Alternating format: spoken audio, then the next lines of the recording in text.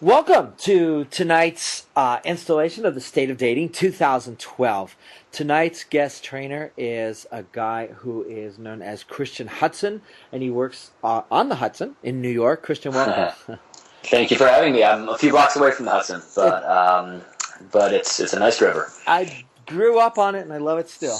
Nice. Now, you've been doing some amazing work in New York with a lot of guys. You've built a really interesting dating, but more than just a dating company. It's really, I would call it a social fluency or social mastery company.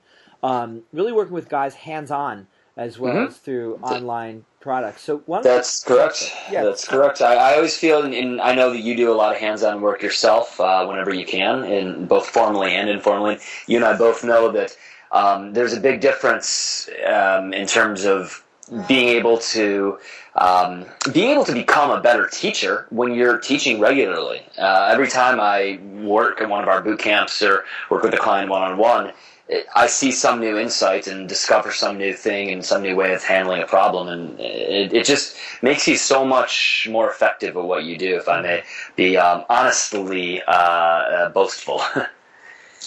Okay, and then tell me about how you came to leading the kind of workshops you lead.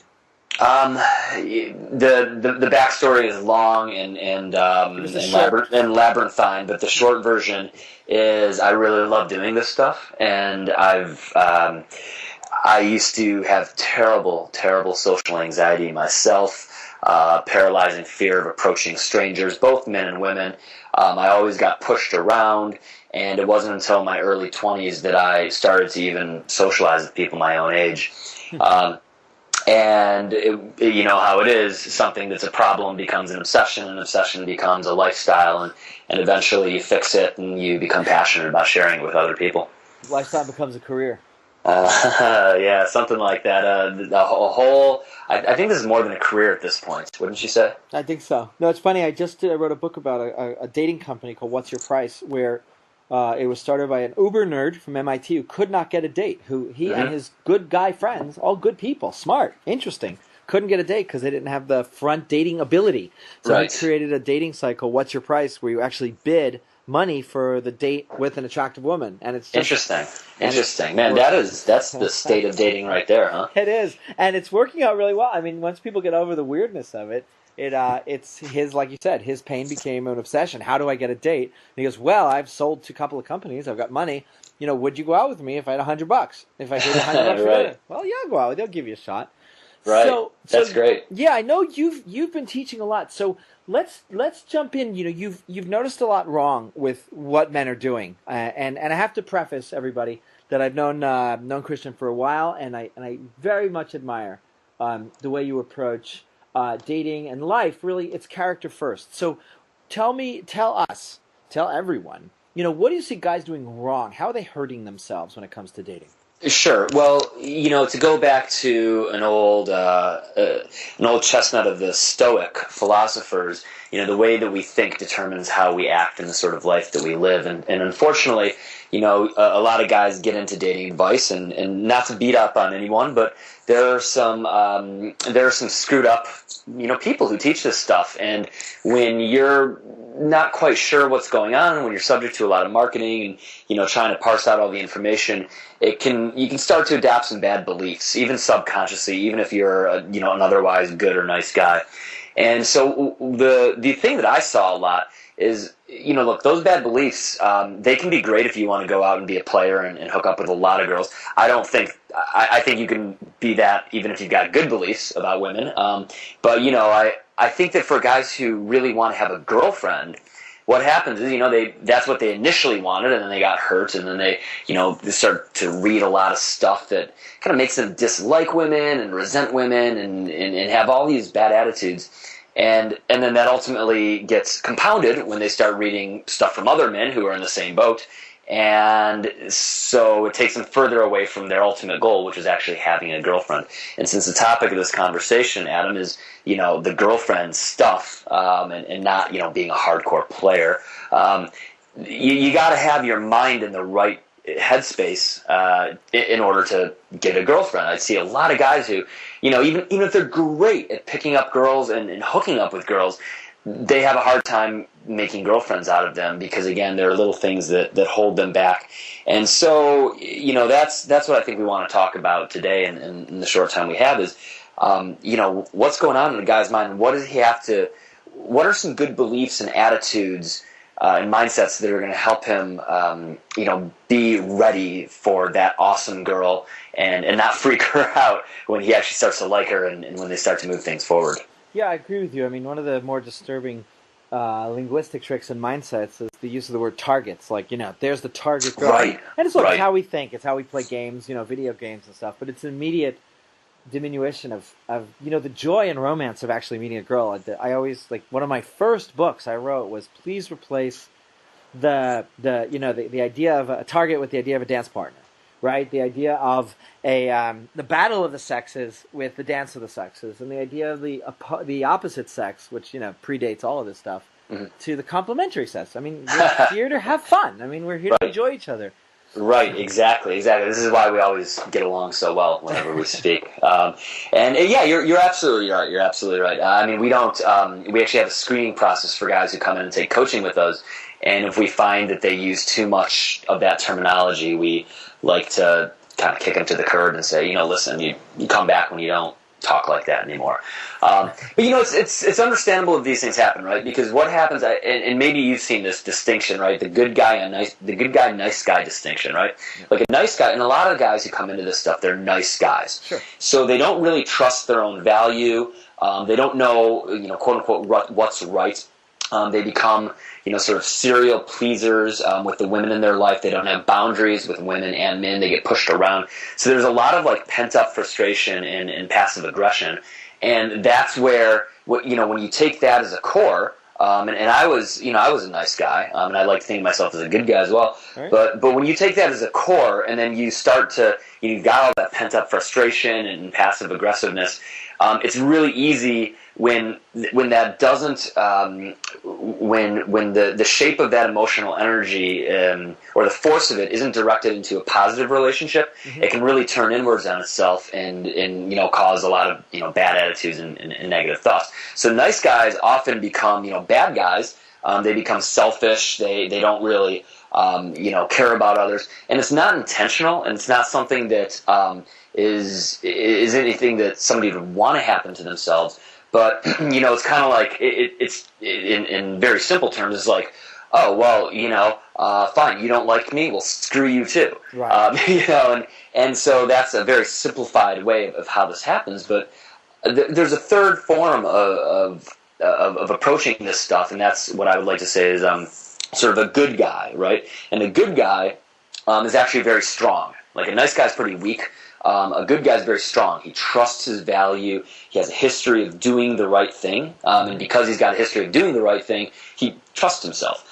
He holds himself firm in his boundaries. He uses his power in a sort of selfless way to give back and to share and to help elevate others. He's not afraid to speak his mind if he sees something that's wrong or if he sees something that's offensive. And he really desires to make the lives of others better. And for a man to start to embrace that inner good guy and leave the nice guy behind, the bad guy behind, is a big step in getting past this stuff. I could pause there for a second. I mean, I could talk about a couple myths that I see that nice guys have. But if you got a quick question that you want to hop in with or any reflections, I'd love to hear that. No, let's definitely, because I agree with you. I think there's there's a lot of frustration. It hurts when you can't get a girl, and you watch other people get girls, and you start getting angry and you start saying, hey, look, it's my turn. I went through it. A lot of people have gone through it. It's kind of a normal process, and I agree with you that it's destructive, and I agree with you that the old nice guy, bad boy dichotomy is a lie. I mean, there's nice guy, which we use as a pushover. Guy who actually has repressed anger, and then there's the bad boy who steps on people and doesn't give a shit, and sometimes that feels good for a little while. Right. But in between that, there's the good man who has edge. A good man who speaks his mind, like you said, who isn't afraid, who isn't a pushover. So yeah, I'd love to hear a couple more things on that, and then I want to hear you talk about how to activate that. You have this amazing program called the Girlfriend Activation Program, and I love that idea. Because it's like, it sounds so techy, and I'm really looking forward to seeing Prometheus and a few other things this summer. So Right. I want to talk about, like, let's undo the myths and then talk about how to activate the kind of man that women actually want, because Sure. it's so much easier to actually be the man they want than to try to figure out how to manipulate her into liking you. Sure, Yeah, sure. so And, go and ahead. as you know, there's so much that goes into this, and this is not meant to be a thinly veiled sales pitch, but I mean, this stuff comes from a program that I spent 6 hours sharing with some guys. So we'll do what we can in the next, 20, 30 minutes here. But yeah, another, and you hit it, perfectly from a different angle. I mean, I like to think about a couple important distinctions between nice guys and good guys, right? Like a nice guy thinks to himself, I need to be a gentleman. But a good guy thinks, I'll be a gentleman and I expect my woman to be a lady. I don't, it doesn't, it goes both ways, right? If she's not a lady, I'm not, I have no moral obligation to, treat her, like what she's acting like. If she's not acting like a lady, he doesn't have to necessarily treat her like one. And that's, we could talk about that whole thing for a long time. But it just, again, I see a lot of guys who get told, be a gentleman, be a nice guy. And that's not always true, because you can't just do that without a woman being a lady as well. Another thing you always hear is be yourself, right? I think that's a little bit of nonsense, but if you rephrase it and you say, don't compromise yourself, Good. then you've got a very powerful way of being yourself, which is, who you are. I mean, we could talk metaphysics, right? But, No. if you don't compromise yourself and you don't compromise your values and the core things about who you are, that's where that starts to take on, real power. So let's look at the flip side of this, though, because another thing that I see a lot of is guys who get into the dating advice and pickup community, and I'd be omitting something important if I didn't talk about a few myths and beliefs that these guys have too that often prevent them from having girlfriends. Okay. So what we just discussed was some nice guy things that prevent them from having girlfriends. A woman doesn't want a guy who compromises himself. But let's talk about some pickup artist stuff that cause guys to not have girlfriends. One of the beliefs that I see a lot of guys have is get sex as soon as possible, and like always push for sex. And I think if you reframe that very subtly to be get sex when she wants it most, that starts to put your mind aligned in a new direction, right? And rather than pushing for sex, you push for sexual tension, which is one of the things that Juggler, who I used to work with, always used to say. Beautiful sentiment, right? But if you're just pushing for sex as soon as possible when you want it most, in my experience, which I've been down that path, it can really push girls away. But if you're trying to create moments and experiences and romance and all sorts of awesome emotional experiences for her that will elevate her arousal, then you're not going to have a problem with the sexual stuff. Talk about that for a second. Talk about sexual tension. For people who aren't familiar with that, let's talk about how to guide a woman through sexual tension so that it happens naturally. Interesting. I'm sure you have your own roadmap. I could, off the top of my head, man, it starts with the eyes. It starts with the eye contact and what you're thinking and what you're sort of what you're saying with your eyes when you're looking at her. One of the interesting things, I'm sure that you're familiar with the notion of mirror neurons, and we won't take this too far off tangent, but mirror neurons, for those who don't know, are the best way to explain it is when I feel something very powerfully, if other people are around me, they might start to feel that powerfully too. So if you can remember a time when your parents were upset at you and you got a little upset because your parents were upset, or you were around somebody who's really, really happy and outgoing, and you just started to become more happy because you were around them, that's your mirror neurons. And So what I see a lot of with guys in terms of arousal and sexual tension and building all that up, a big problem I see, Adam, is they let nervousness get in the way of them expressing what their heart and their loins are really feeling. And so they, the thoughts going through their head when they're looking at a girl and they're making that eye contact are like, I wonder if she likes me, I wonder what I should say next. They're not like, oh man, she's so beautiful, like I just, like, I've got this secret that I'm imagining doing some things with her, and they're going to be so fun, and you know, if only she knew what I was thinking, and I'm going to let her kind of work for me to reveal it, and it's going to be a fun challenge. Those thoughts, just with those thoughts and solid eye contact with the woman, you can start to develop so much more powerful sexual tension if you just drop the nervousness. So that's where I think it all starts, is it's between the eyes, and it's with the thoughts in your head. It's putting the nervousness aside, not letting that infect the emotional exchange going on between you two, and letting your desires out a little bit more powerfully through your thoughts. Would you like to reflect on that for a second? I mean, there's a beautiful triangle. I actually heard a corporate speaker speak about how do you communicate effectively, and how do you really influence an audience. And in our case, it's really on a date, or, you know, a woman that you meet. So he talked about the three elements. One is your content, you know, your speech, for example, if you're a corporate speaker. The second is your delivery. How well do you deliver it? You know, how do you build rapport with your audience? How you connect with them, like you're talking, eye contact. And the third one, I think, is the third leg of this triangle, which is so essential. I think it's what you're talking about. He said, is your state. I mean, what is the state you are in? Because we really read that first. And when you talk about getting rid of nervousness, it's exactly what we're talking about, is putting yourself in a state where you are calm. And that's a very physical thing. It's about taking deep breaths. It's about, you know, having reminders. You know, you work with mindset. You know, what is the mindset a man has when he walks up to a woman? The mindset could either be, and the damaging one is, you know, I got to get something from her. Like you said, I got to get the sex with her. Got to get her phone number. Got to get. And that immediately puts you in the needy mode. Whereas if you're in the giving mode, if you're in the, what I call the sunshine masculine, you know, there's a poem I often quote by an early Sufi who says the sun, you know, the sun never says to the earth, you owe me. You know, it just shines. Right. And when you go into the world like this as a man, and as you said, to make people's lives better, it's your natural stance that you're there to make their life better and not to get something. You tend to get a lot more.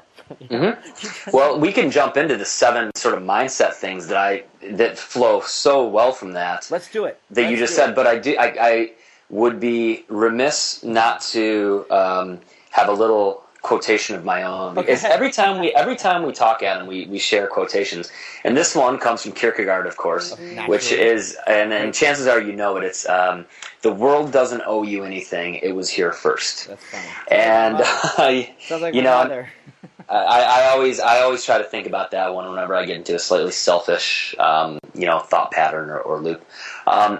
So, you know, in terms of my mindset when I'm thinking about a relationship with a girl and what it's going to take to be kind of a good boyfriend, right? Not just a player, not just a guy who like turns her on or who like, you know, she wants, right? Because I think a lot of guys, they think, if I can just like make the girl want me, then, you know, yeah, that helps. But you really, for a long-term relationship, you know this as well as anyone, you know, in the long term, the truth comes out, and she's going to see who you are as a real human being. Yes. And so I realized, in just thinking about all of my relationships and what's worked out, and, you know, I've gotten to the point where my ex-girlfriends, you know, I know this stuff happens for you, like, my ex-girlfriends, they call me, they email me, they tell me, you know, you were so great in my life, and I'm thankful for you, and look at this thing that I'm doing right now because of your help. And, you know, that's a very, like, it's a very rewarding thing, and it makes me feel good about,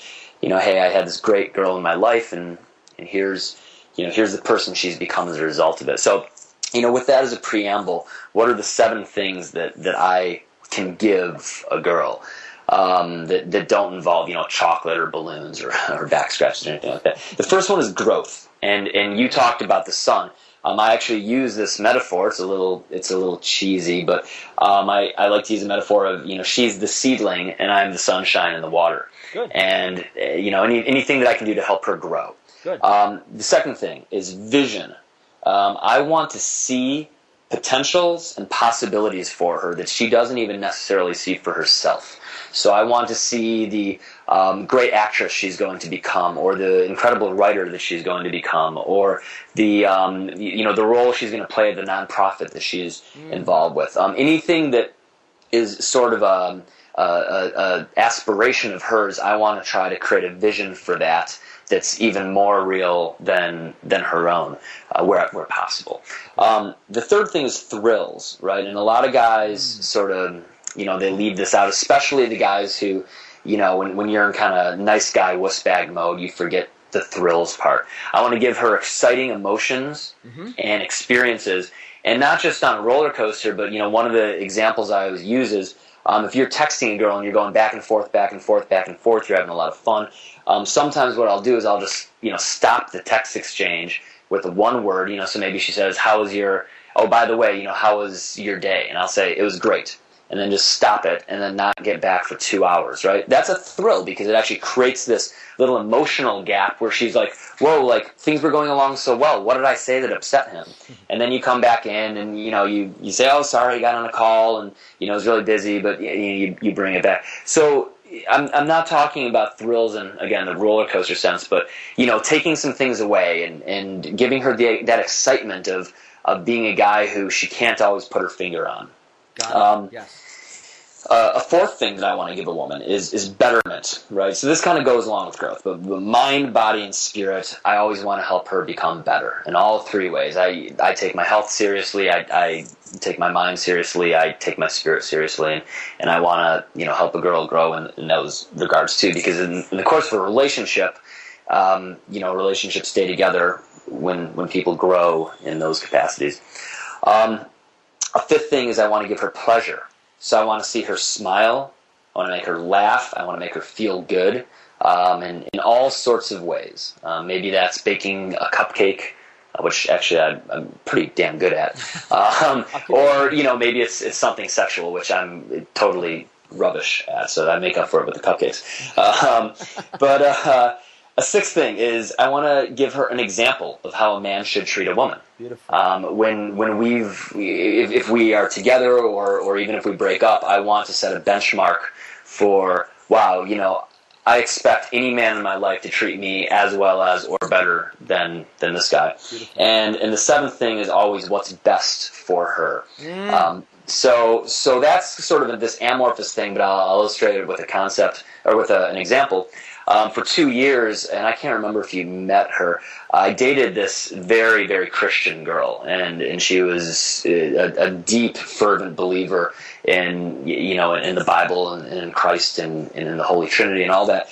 And I gave it a go because I really loved her, and it really glowed and radiated from inside of her. And I thought, there's worse things in this world than being very spiritual and having strong Christian values. But at the end of the day, I just couldn't adopt the beliefs for myself. And as great of a relationship as we had, and as much as I loved her, what was best for her, and concurrently for me, was for us to break up because I could not bring myself to believe those beliefs. Right. So often, what's best for her, or not often, but sometimes, what's best for her means it's not you. And what's best for her is someone else, something else, someplace else. And if you have this mentality then of always wanting what's best for a girl, you'll find a girl who you're ultimately best for, and you might let some go along the way, but they'll be happy for it. You'll be happy for it, and the karmic balance is on all sorts of alignment. Yeah, I hope everyone was listening very closely to those 7 mindset shifts. Because, dude, I'm like, number one, I'm proud to know you. Number one, I'm proud of what you've done. I could not have laid it out better. Thank you. I have laid it out in different words. I think what you're onto is absolutely true. If you come at a woman with growth, that you are on, I call it being on fire. If you're on fire with your life, if you're growing yourself, if you're self-developing, if you're paying attention, as you said, to your health, to your to your emotional state. Are you a mature emotional human being? We live in a really immature adolescent culture. Are you attending workshops? Are you pushing your edges? Are you reading? There's a concept. Right. Now, are you taking courses? Are you growing? That's number one. Number two, you said vision. Absolutely. And in my own girlfriend program, how to really hone yourself for a girlfriend, I say lead with your vision. What's your vision of your life? What's your vision of intimacy? Most men don't really think about it. And when a woman asks you, what are you looking for? And if you go, well, yeah, I want to, I want to date, and then, if something gets serious, that's good, That instead of saying, what's my vision? Here's my vision, I want a vibrant, happy, healthy, vital life. I want to be the source of value in my community so that people can depend on me and I can supply, value to them. I want to have an intimacy where we're each other's best friends and cheerleaders, and we wake up every morning recommitting to each other's happiness. Right. And you lay it out like that, and women are like, "Holy fuck, who's this guy?" I know. No, it's very powerful. It's very powerful. It's something that very few men, when you speak from your values and your vision, that it's just something that very few men do, and it's something so many women are like. Very few women know that the men think like that. And that, to me, I'll tell you what, man, if this is where the state of dating is evolving, then that's a fantastic thing. Well, it's where the state of successful dating is definitely going, I'll tell you that. Right. Because, like you said, women are turned on by a man who has a vision. And you said thrills. I love that. By the way, roller coasters are great on a first date.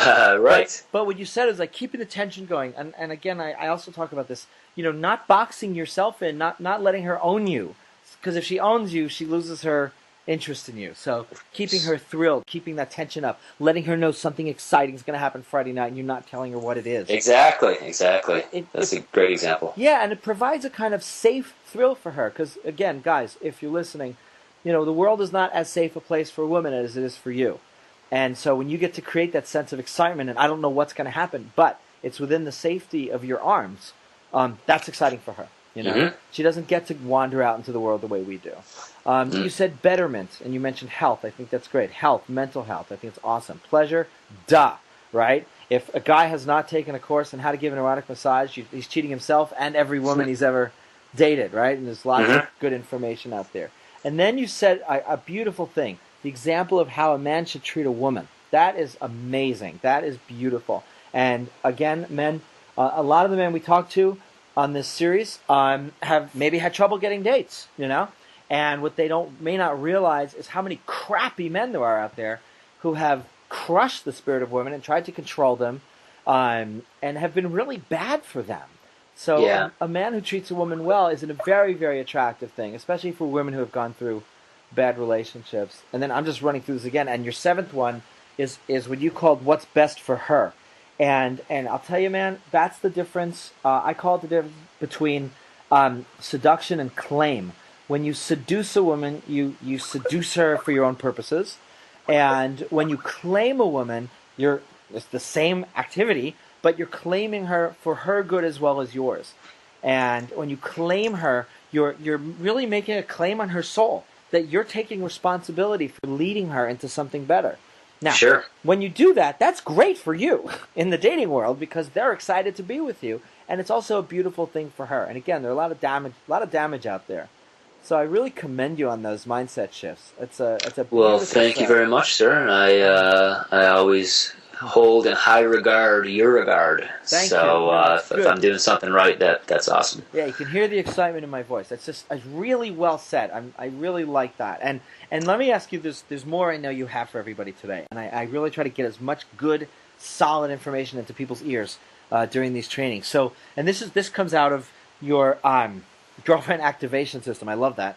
So the other way to activate is not only to have this mindset, but to really reinvent romance or bring back romance into that. Girls like to be romanced. So talk a little about that. It's been kind of denigrated in the popular culture, but girls love to be romanced. Absolutely. Girls just think, and that's part of giving the thrills, right? And a lot of guys, especially, look, when I was in college, it's like hookup culture, right? Hey, come over, hang out, let's, pre-party and this, that, the other, and and it's all good. But I'll give you an example of two little things in dating that I love. So this whole program, again, the way it's sort of structured, right, is the first part we actually talk about being a man of value, the 10, a guy who a woman would want. Second part's some of the mindset stuff, and we just dipped into that. The third part is how to meet her, and then the fourth part is the actual sequence that a guy can go through that has worked beautifully for me in having actress after model after actress in my life. Two of whom, it's funny, Adam, I don't think I told you this yet, but two of my girlfriends, my current and my ex, are both in Sacha Baron Cohen's new movie together, Awesome. which is I can't wait to see it. So these are some things that I've done that have proven, tested, right? It worked really well.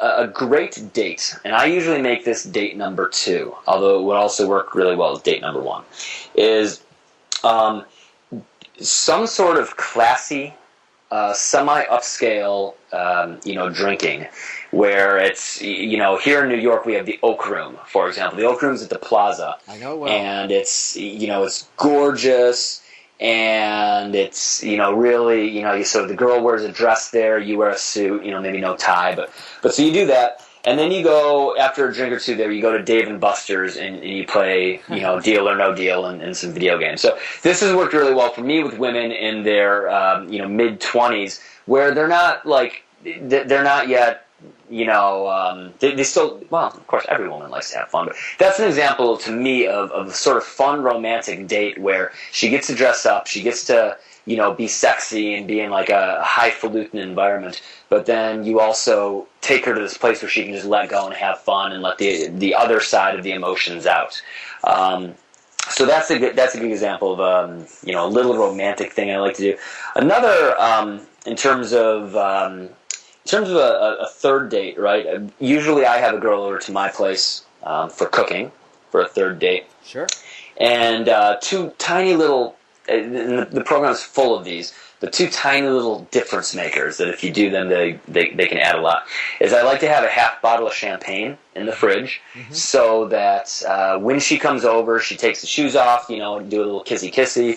How have you been? Hey, let's start things off with a little champagne. Pop it. So that just the champagne, it just does something special. And then usually once we chink glasses, I'll lead her over to my computer where we'll sit on my lap, or she'll sit on my lap. We won't both sit on my lap. Right. She'll sit on my lap, and we'll create a playlist together. Because I'll say, listen, we need some music for while we're cooking, so let's go through my music and find some stuff that we both really like, and so it just creates this very fun little experience for you two to enjoy together while you're doing your cooking. So 2 examples, very small examples of romance. It continues after the sex, of course. And it just goes on and on. We could talk about this for hours. But any thoughts on those? Well, yes. Number 1, don't drink too much champagne, because then you will not get to the sex. Personal experience. So I made that. By too much, you must. That's why you do the half bottle, or at least that's why I do the half bottle. I was wondering why you said half bottle. I actually made that mistake once, and it was horrifying. It was a woman I just really fell for, and she was amazing, just absolute nebula of love, and and she was extremely wealthy at the same time, extremely, and so I wanted to create a beautiful first experience. So I rented a cabin at the Bel Air Hotel, cabin, whatever it's called. It's not a cabin, and I got great champagne. Yeah, and I got rose. I did the whole thing. I decided I was going to do this right, and she was so. And she told me, she goes, "You don't know how many points you got with all my friends." And she was so turned on that I made the effort to make something special. And I got a great bottle of champagne and didn't know, because we had just met, that she didn't really drink. And so I had the whole bottle of champagne. No. I woke up around 11 o'clock the next day. That's, some people I know, maybe myself included, could possibly handle a whole bottle of champagne, but I'm not saying anything about whether you're a lightweight, but, that's all. That would knock me out.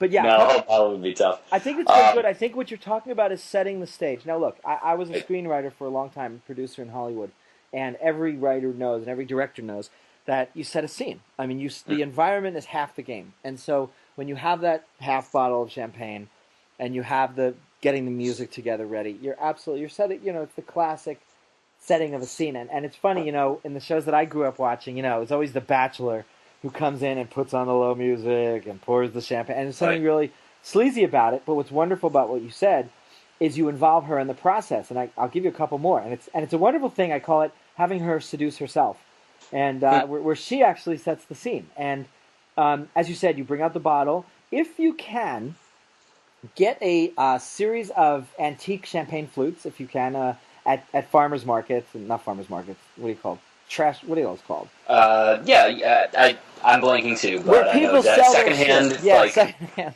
Like things, yeah. Yeah, where people Flea sell markets. flea markets and antique stores. Right. You buy different, interesting old, champagne flutes. Often, if they're one of a kind or one left from a series, they're not that expensive.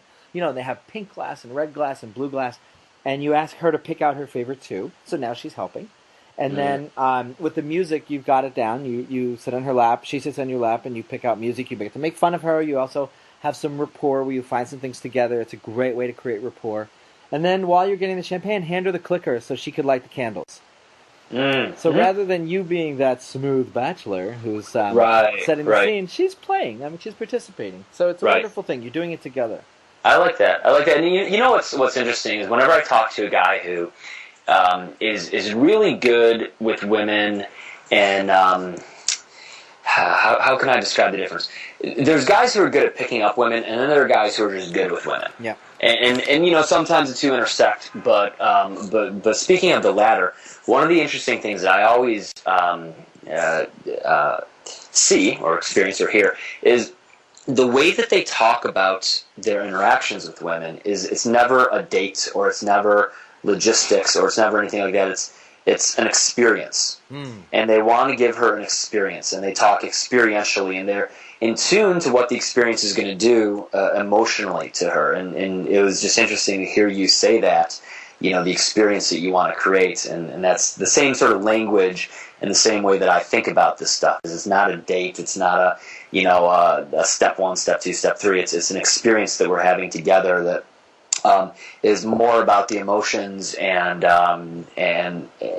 the excitement of it and all that than it is, progressing through particular loops or gates. Well, it's an interesting comment, and I think it really describes two different ways of approaching life in general. I mean, some people are very about, I got to get this, got to do this, got to do this, got to get that, got to achieve this. And some people, and I guess we're in that category, and I invite everyone into it, is, God damn it, I'm going to enjoy this life. I want it to be a great experience. I want every day to be a great experience. I want how I wake up to be a great experience. I want my day to be beautiful. I want my night to be beautiful. I want my life, before it's over, to be something to enjoy. And dating is just a subset of that. And you mentioned something earlier about giving pleasure. We didn't talk about it a lot as one of your 7 basic principles, but pleasure to women, is not just sexual pleasure. For women, generally, all of life is sensuality and sexuality. So the more pleasure you can create for her in beautiful romantic environments, glazed salmon and glazed pears and all beautiful food you can make with her, delicious wines and dessert wine. Think of deliciousness. Wearing clothes that are nice to feel. I always say, wear light cashmere sweater for a first date. Girls will be stroking your arm. And it's easy. So think about creating deliciousness for her as a romantic experience. But hell, create deliciousness in your life because you have a life. Right, exactly. Well, I know you're into the whole sort of sensual life thing, and that's again just anybody who listens to the stuff that you teach and spends any amount of time paying attention to it is going to be much, much better with women. Well, it's funny. I was just thinking, where did that even come from for me? And I think, and I don't know if you know this, but I had a sister who died when I was very young, and I think it made me appreciate the unusual gift of being alive. That we interesting. I didn't know that. Yeah. I wonder if that's part of it. We have a very unusual gift. Go outside at night, if you're not in New York, look at the sky. There's lots of stars, and there's not a whole lot of people buzzing around out there that we can see. I mean, I'm sure they're out there somewhere. And there's a lot of dead space. And, it's an amazing, unusual gift to be alive. And it's nice to share it with a woman and let her feel all those things that you said, the thrill of being alive, the pleasure of being alive. And that's how you activate a girl. So let's talk real quickly, because I think we're coming up on time. But this is great stuff. How do you then activate? So you've got your mindset well, you've got your romantic mindset. Guys are always asking, okay, so how do I bring that when I see that great girl in a bar or salon or something across the way? How do I bring all that? How do you activate that sequence in the beginning? Well, okay, so the sequence in the way that I perceive it, Adam, is it really just, sort of a, you have this date, and then you have your next date, and then you have your next date after that, and each one is an experience that's going to, help you to bond and grow more close and enjoy each other's company more. I could, one thing that I can talk about, I'm trying to think there, because there's so much in there. Let's talk about something. Well, you tell me. I'll throw out one idea. Is the one problem that I see a lot of guys have is in the period immediately following sex, the first time they have sex with a woman, and when they end up, saying, "Hey, we're boyfriend and girlfriend right now." Is that something that you would like to delve into? Let's go right to the beginning. Like that initial moment. How do you bring all this stuff? I mean, you've taken plenty of guys out to meet women and to have a nice, natural conversation. And you're so good at this. So I want to bring in that initial moment. Bringing your best self to that initial the very initial moments, sure. The first thing is, and I always hate to say this, but it depends, right? It depends if you're in college, or if you're a 40-year-old, or if you meet her through friends, or if you meet her at the bar. But so the mechanics and the dynamics are going to be a little bit different. There are some constants, though.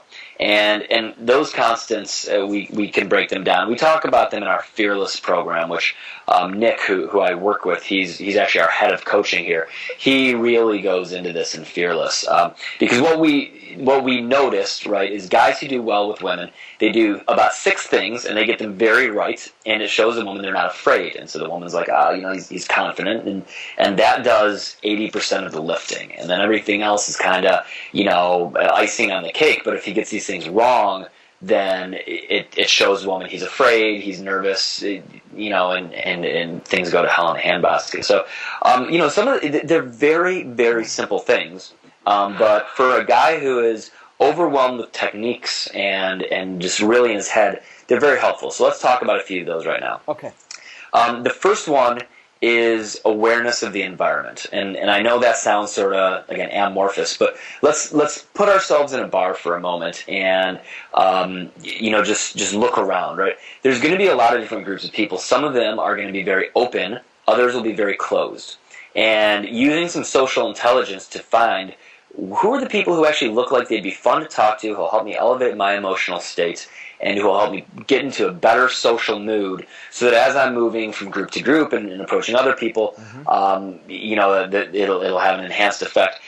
How can I look for the open people? And it's very easy. You just look for the people who are kind of scanning the room, or who are looking around, or who aren't locked away in the dark corner, acting like they don't want to talk to anyone. So mere awareness of the environment is important. Also awareness of your body, right? So you talked about breathing earlier. I'll tell you what, one of the very best things that a guy can do when he is overwhelmed or feels that approach anxiety, or just gets in his head and I don't know what to say, and these girls are pretty, and just deep breaths. 5 seconds in. I don't know if you know box breathing. It's 5 seconds in, hold it for 5 seconds, 5 seconds out, hold it out for 5 seconds, and you do that just a few times, and just sort of recenter yourself and become aware of your body, your environment, the fact that you are this independent thing, and the environment is not.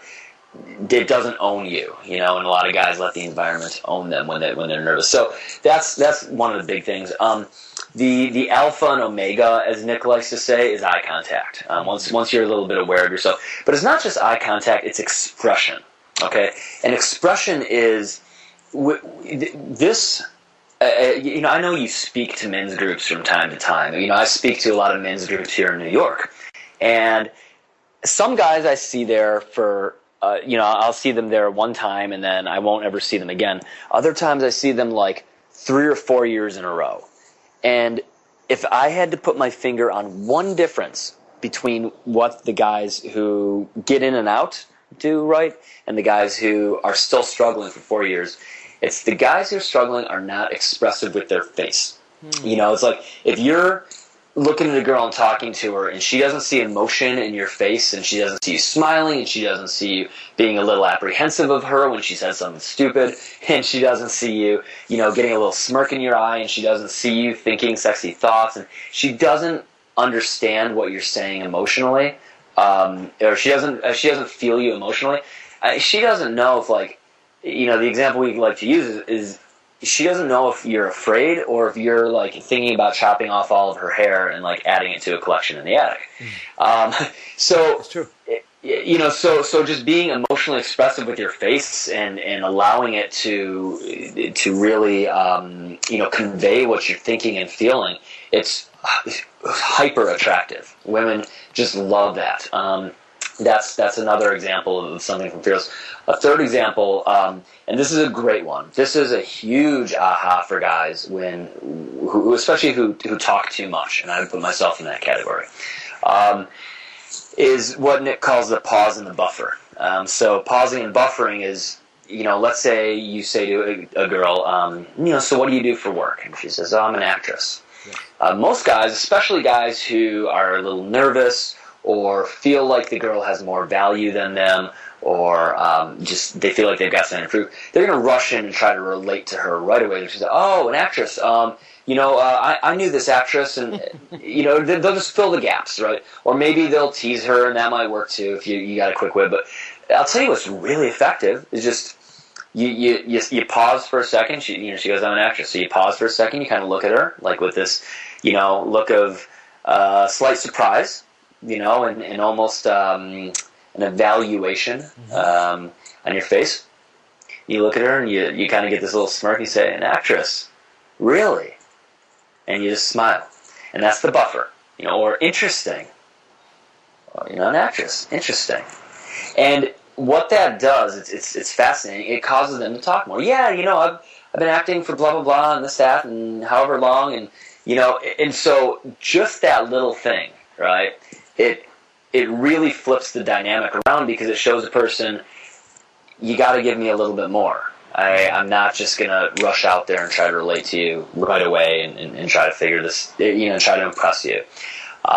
So those are three things, and there's, as I said, there's 6 things in Fearless, but those are 3 things that, just make a monumental world of difference with a guy who is, nervous and doesn't know how to express himself properly, who doesn't know how to, like, a guy who just holds himself back. That's what we see. Is the guys who hold themselves back, they don't do those things.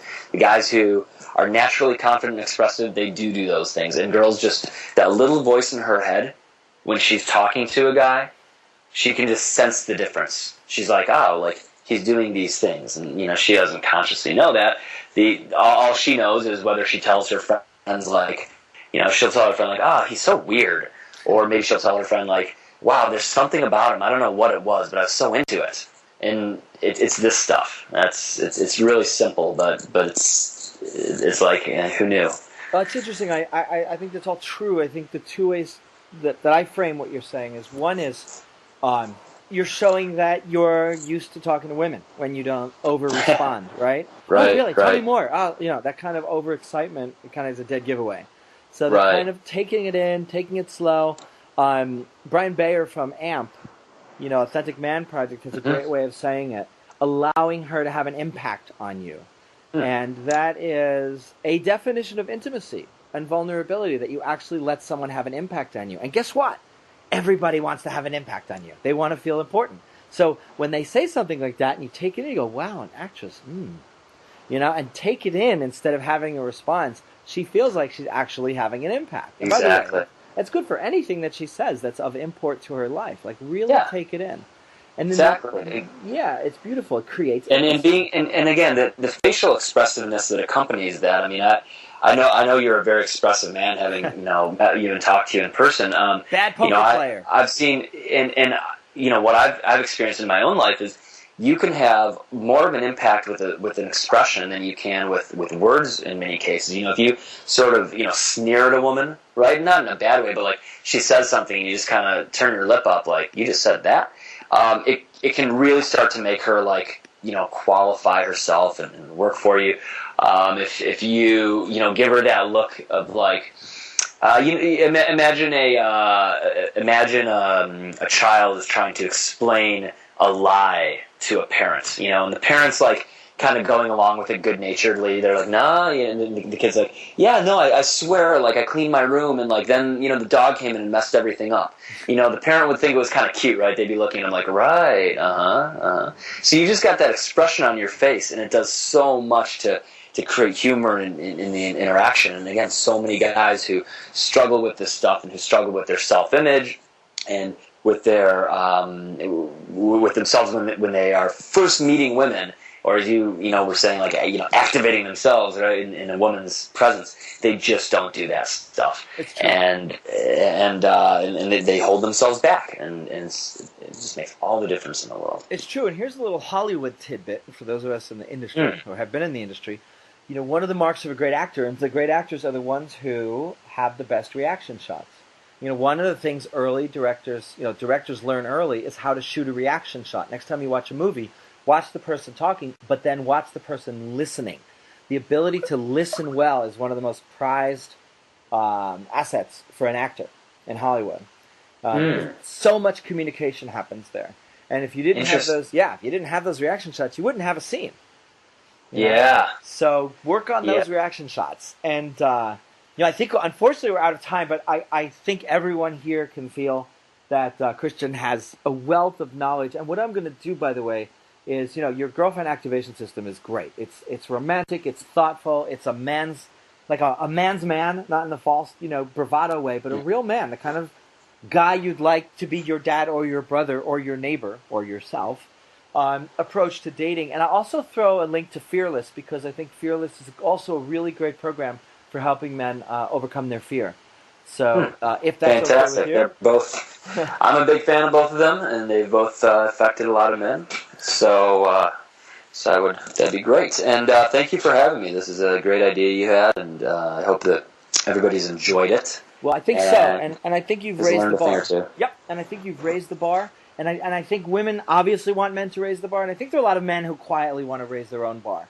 And I absolutely agree, man. I'll tell you what my next project is I bought the domain manspiration.com, and it wasn't cheap, but I'm going to do something pretty damn cool with it one of these days. Well, maybe you can get sponsored by Axe.